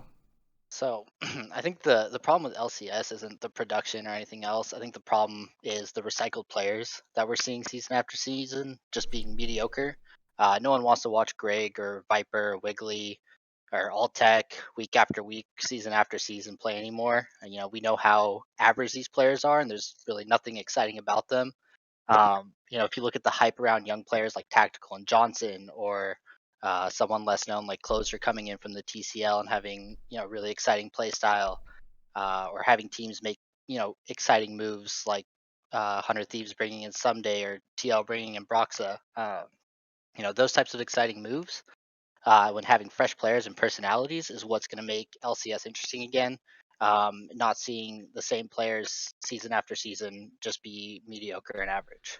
So I think we have this call once in every 10 episodes, maybe even in the last couple of episodes. But I think what's unique about this is we can ask Broxah. Broxah, do you think that does like the LEC do a better job of bringing in fresh faces to the league? Like, do you see a really high churn rate of pros, or are there any players that you feel like have just been around for a long time or whatever? I feel like in the past 2 years, LEC definitely has done a better job at it. But I know back when I began, or when I was trying to get into the LEC or EULCS 3.5 years ago, it was kind of the same thing, where it was really difficult to even get a tryout because it was the same player swapping in and out. But I feel like what really helped for the LEC and helped give all the new players a good chance is what they did with EU Masters, with the national leagues, where it's like so many teams that get a chance to prove themselves in this tournament, and then like now the best players in this tournament legitimately have a high chance of getting into the LEC, whereas before it would be kind of the same thing where players would be recycled, which I mean back then I was really frustrated about because it was near impossible for me to, as I said, even get a tryout. It required some serious contacts to even get my tryout on Fnatic Academy back then. So yeah, I don't think how things work here in the LCS is the greatest thing, where it's a lot of the same players constantly playing regardless of performance, where whenever you're not sure what to do with a position, you always look for an import. Like each team most of the time will have 2 imports, which I mean I'm not really complaining about because that's part of why I'm here right now, right? But at the same time, I kind of I agree that it's a bit of a shame that I don't want to take anything away from any of the players that were mentioned, or any of the players that some fans may consider as recycled players. But it is a bit of a shame that it seems a lot harder here for rookies to actually get a chance to play on stage, even with these academy teams being in place and seemingly being pretty easy for teams to give them a chance to show up. Mark, you pulled the call, so I don't know if you have additional. I mean, you and I have talked a lot about it over the episodes and stuff like that, and it's like somewhat similar to Broxah. I think there's a middle ground where, and Raz is popping off in chat. Raz, if you want to come in here and give your spiel, you're always welcome to.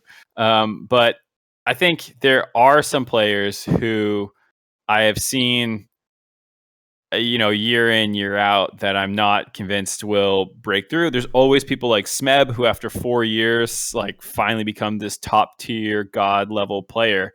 But that's not the majority. And there's sometimes where I feel like the churn could go a little bit faster. But there's also people who, on just a skill level, are still better than the people below them. And depending on what you're doing with that player, I have no problem with them if it's a leadership person or a part of stability for your academy roster, so that you're not just 5 new fresh faces getting dumpstered by these other teams in academy. whatever it is. I think, it makes sense why some of these people are still here. But I do think it goes too far in that direction, where it does feel like there's some people still kicking around where there should be other options to get them in. Broxah, what is it about? I mean, I understand some of Masters, but is it that teams just do a really good job of, like, there's actually good orgs that are supporting these and it's like really competitive, or is there good financial incentives to participate in it? Like, what do you think it is about Masters? I'm sure it's multiple things that really drive this to be such a successful product at finding new talent. I think, honestly, I mean, players being able to prove themselves in EU Masters definitely is a big thing, because there are a lot of well-known European players playing in the tournament. Some who have been in the LEC in the past, some new and coming out of solo queue. But most of those players have worked their way up there for a long time, right? Kind of similar to an academy. But from what I've seen the past years, without really knowing it, but from what I've seen, it's more about the organizations not being as afraid of creating more long-term plans for their teams, and just because there are teams in the LEC as well who just usually try to go for like the easy option and try to focus on the upcoming split, right? But often when you opt into rookies, it's more of a long-term thing where you want to try to have a good structure around them, and you want to try to build them into something. When I joined Fnatic Academy, I came in with kind of the same expectation, where I was told that I wasn't expected to start in my first split by any means. It ended up happening anyways, luckily for me, but it was more so about coming into a team with the structure and the resources to help grow me into what could hopefully become the starting Fnatic jungler at the end of the year, right? And I think having this kind of approach and trying to actually help these players grow and give them a fair chance and give them the resources to continue that growth and prove themselves at the end of the day is really important, rather than just continuing to constantly swap the rosters around like crazy. I think this is not only a problem in the LCS though, like esports and in general, or like the league in general. Like, roster changes happen constantly, like every single year on every single team. Even for top teams, it's rare that you don't see any roster changes, right? But I think it's mostly about the organizations trying to create these long-term plans and trying to find a proper structure where they can try to build this. I feel like an example of this could be what we are trying to do right now with Tactical, for example, coming in and giving him a chance to prove himself. Of what 100 Thieves seemingly seems to be doing, trying to find a mix of like rookies and like veterans, or someone like Cody Son, probably being somewhere in the middle between that, and trying to build something long term, right? That's a good answer. Yishla, any other thoughts here, or anything you want to shout out at the end? I mean, pretty much just what Broxah said there. I don't just bringing in 5 rookies every split and spicing things up, but if you look at kind of what C9 has done with even contracts back in the day, and putting rookies in a position to succeed, is going to be a lot more entertaining and interesting than seeing the same players over and over, who we know what they can do. And again, I'm not saying these players are bad. Anyone who's in LCS is the top of this game. So they're average and they're just exciting. And I think giving rookies more of a chance to play, whether it's in LCS or even Academy, and just taking away some of these people who've been playing 5-6 years who just might not have it anymore. Yeah. Well, thank you so much for the call, and we'll catch you next time. Thank you. Shout out to Alienware. Thanks. All right, we got one caller to go, and then we'll be winding down the show. Thank you to Laneplox for gifting a sub to the community. Very generous of you. Thank you to everyone who subbed tonight. Almnest, is that how you say your name? That is correct. Where are you calling from? I am calling from Denver, Colorado. Denver, Colorado. Well, what do you want to talk about on the show? So my take is that EG is the clear number 2 team. Clear number 2 team. I assume you're putting Cloud9 up there as number 1. Yes, Cloud9 is number 1. Well, Brox, I'm sorry, you're not even in the top 2. Is TL in not your making top finals? 3? Yes, TL is number 3. Sorry, Broxah, I love you, but not too far. It's fine. I mean, generally, when it comes to these type of things, right after the first weeks of LCS, I don't think any team can really prove that much within the first few weeks, especially the first week, because things can change so fast. I'm used to being on Fnatic, where in the past we would always go 1-1 or 0-2, sometimes even 0-4, and then eventually turn things around. And EG did look pretty strong in the first week, and I mean, we're facing them this upcoming weekend, so I guess we'll see if they actually the real number 2 or not. Yeah, I am. I don't know. I mean, it seems like EG was pretty crazy. Did Jizuke get Player of the Week, Mark? Yeah, he did. I'm pretty sure. Yeah, I was about to say, how can you say that when you guys didn't perfect game CLG? Of course, we can make week 1 predictions. They were so good. You guys played TSM and Golden Guardians, and you couldn't perfect game either of them. It's pretty obvious that EG's second place team. I think TSM and Golden Guardians might be better than CLG. It's one opinion. I mean, Golden Guardians looks pretty good, I think. I actually think Golden Guardians look decent. We didn't have a caller for them, but I mean, I'm excited about them. I feel like they could be top 5 this split. Maybe.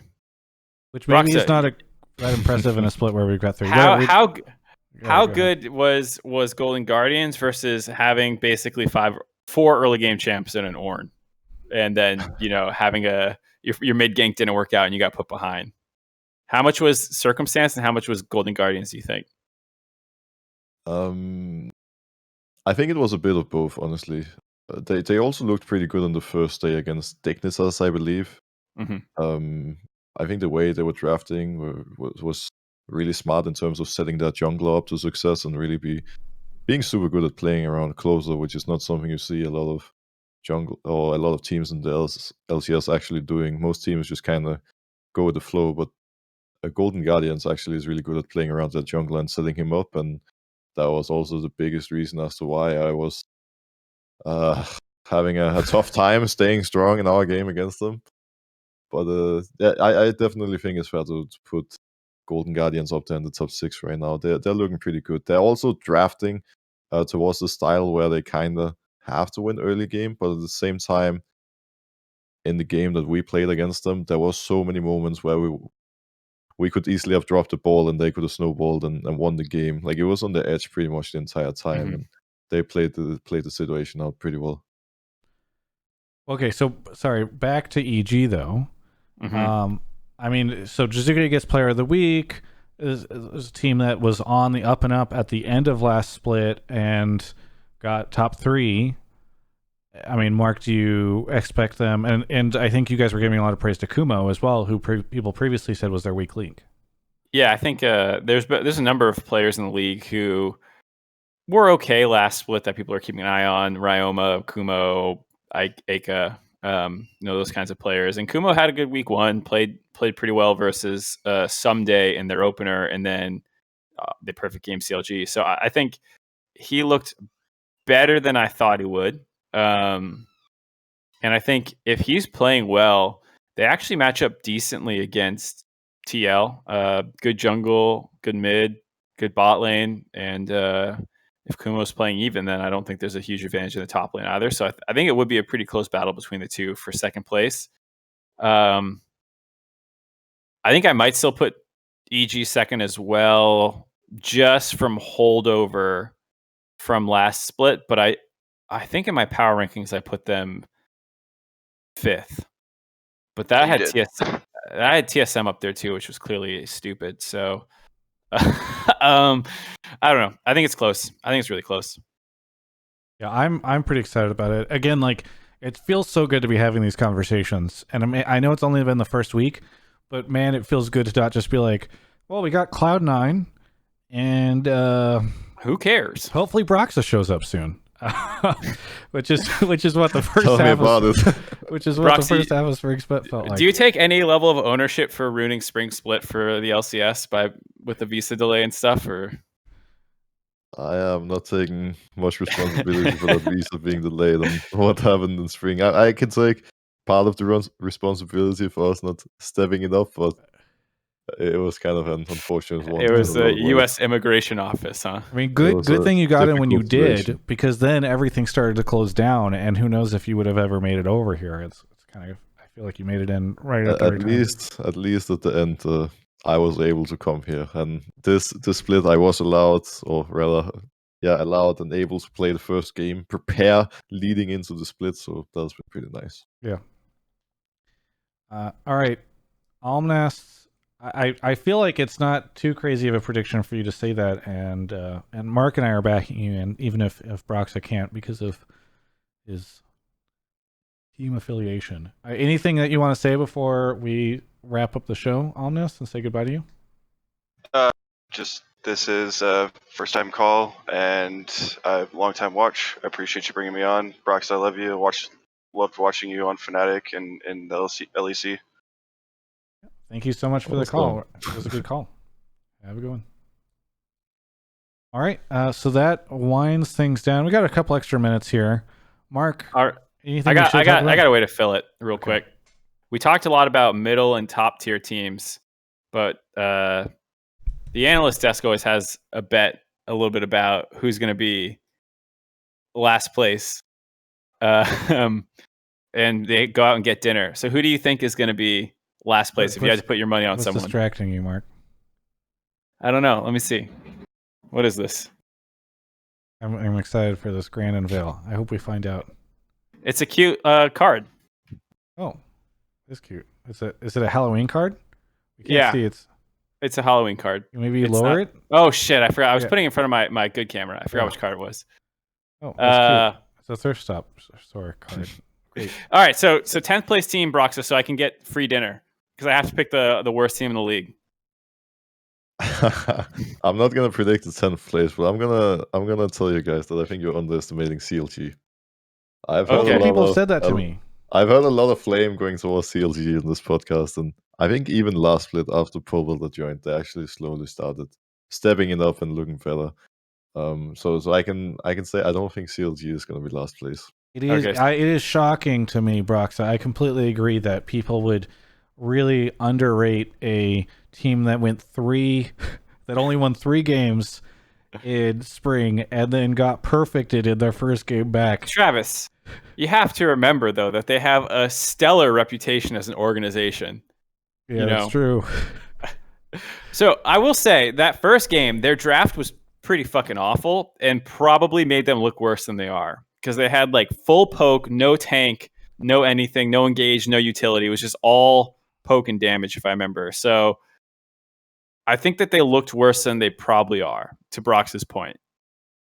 I don't think they're as bad as people make them out to be. I kind of understand why everyone's bashing on CLG because they had a pretty rough spring split, to say the least, and they just got perfect games. But at the same time, I mean, I don't want to give CLG too much confidence, of course, but I think there's no way they're going to be last. All this tells me is that for some reason Team Liquid's been losing scrims to CLG. Or they've been dumpstering Dig or Immortals. One of those two. Yeah. Okay, so I've heard the CLG thing enough that I could buy it. Although the question is just like, are they ever going to show their true form on stage, quote unquote? So I think Mark, you and I were both saying like, okay, CLG could be top 8, top 7 or something. So maybe to Brox's point, we are leaning too much into one, best of ones. They have a miserable game, but so maybe Immortals, Dignitas, Broxah, you played Dig. Oh wait, no, no, you didn't. No, you didn't. No. I was thinking you played Golden Guardians, the other yellow team. Okay, between Immortals and Dig, do you think Broxah, do you have an idea on which one of those is maybe not as good? He said he wasn't going to say 10th. No, I'm not asking for 10th. Okay, let me say. I'm not asking for 10th. I'm just asking Dig or Immortals, which one does he think is better? I think I have a hard time understanding why Xmithy is sitting on the bench right now and what on earth is happening on Immortals. I'm not sure, like, even if they're actually gonna be 10th, because I have a feeling that if everything goes south, then eventually they're gonna bring him on, and maybe he's gonna start turning things around. I mean, I'm a pretty big Smithy fan. I'm not gonna lie. Like, I literally exchanged jersey with him twice while I was on Fnatic. So, from the outside, something seems to be very off in the models. I'm not sure what's going on. So, I watched their like video about their roster, and it was one of those videos which is 9 minutes long and manages to say nothing somehow. Where they're like, "Yeah, we're looking forward to 2021." It's like, so you're punting the whole split? Is that what's going on? They're like, but we're also trying to keep it 2020 focused. And so we did 4 weeks of extra practice of internal scrims of 10-man roster to find our starting lineup. And this is what it is, but it's still subject to change. And it's like, wait, so what the fuck did you learn in those? And they're like, we're targeting synergies and what works well. And it's like, but do you think it's going to win? Is that why you're playing it? Like, they couldn't say that we think this is our best lineup. They couldn't say that this is targeted towards the future. It was just this mash of nothing. And I'm like, ugh, I can't talk about this on broadcast. Like, I want to rip you guys apart. And you could have a good reason for not starting Smithy, but you're not giving it to me, and you're not giving me anything. And it's so painful to talk about teams when they won't even give you their own reasoning a little bit. Yeah. That's Sorry, that was a spiel I just remembered. No, I mean, it made me, what you just said made me think back to the 100 Thieves world, right? When they benched Cody and then we couldn't find out any reason why. And I don't know. I'm very curious. I guess maybe in traditional sports, this stuff just leaks to the media, and that's how people find out about it. And maybe that's kind of what's happened, since there's been rumors that Smithy wasn't being a good boy. I don't know, but it just sucks because it's like, I wish other people would say it. So then as someone who appears on Riot's broadcast, I'm not supposed to be like a rumor monger and a leaker and stuff. Yeah, whatever. Anyway, I think that's the show. Mark, anything you want to shout out? Nope. Oh, I want one of these days something interesting to be going on in your life so that you can shout Something's interesting going on. I'm dropping something off for you tomorrow. Really? I told you. It's a gift? I told you. You're getting a fat stack of papers. Oh, some gift cards. Yeah. No, it's a lawsuit. He's suing me, actually. I didn't pay him for the draft book. This is the last episode of Hotline League, everybody. Yes. Hope it was a good one. Yeah, what you guys might not know is that I promised Mark that the show would make a ton of money at the beginning of it, and I have done very little to contribute to this show. And so because of that, we are canceling the show because he's very upset with me. Broxah, 80 shoutouts for you. Anything you want to promote? You've been streaming a ton. I don't know. Are you still doing that now that the season started? I've still been streaming a bit. Yeah, can't stream as much now as I did before. I was streaming a lot in the off season, that's for sure. But I don't know. I've been hearing you do quite a few sponsor shoutouts. I guess I can drop a little bit of an Alienware shoutout as well. I heard you drop one earlier, so I can chime in on that one. Yeah, no, I mean, I don't think we have any competing sponsors, so not until I get my energy drink sponsor, and then it gets complicated. But one day. Either way, Broxah, thanks so much for taking the time to do this. I really appreciate it. This is a super good episode, I think. Yeah, it's harder and harder to get pros to come on shows in general, I feel like, these days, because you guys are busy, and I get it and all that stuff, but it's always nice, and I appreciate you doing this, so thank you so much.